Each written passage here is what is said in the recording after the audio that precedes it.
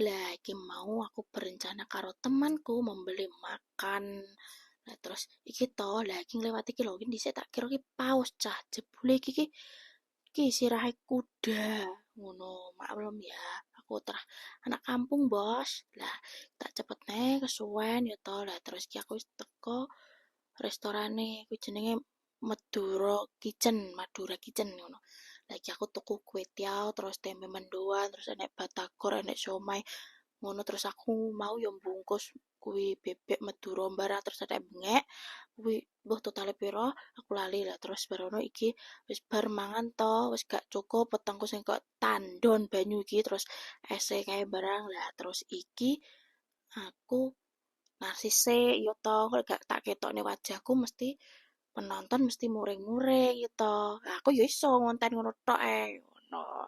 Nah, terus ki mari ngono ki sik cek ngeblur rak. Sik to lah kae lho jenenge Madura Kitchen kae. Ki aku karo ngenteni Uber ya to ning jobo ki kuwi sekitare kono.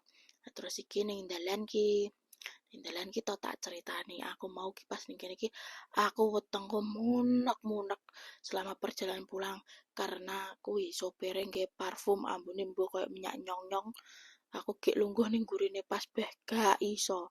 Terus bareng mau tak ombeni kuwi teh botol.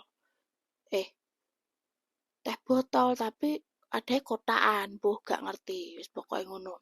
Terus ki ceritane mang orepe ora tak dubbing, tapi kipasku mekan dadine bruk ngono dadine wis mending tak dubbing sisan lagi mau ki ceritane ning kono aku cerita aku wis teko omah wis nggletak wis tepar karena kuwi mang cerita mampu parfume sopir ngono ki aku ki anti karo mobil dadine sirahku ki bieng-bieng ya dadine ya wis ngono ae cukup sekian wis suwun wis nyoport-nyoport wis ngongkoni aku nggih konten ae wis pokoke terima kasih dan sekian bye bye.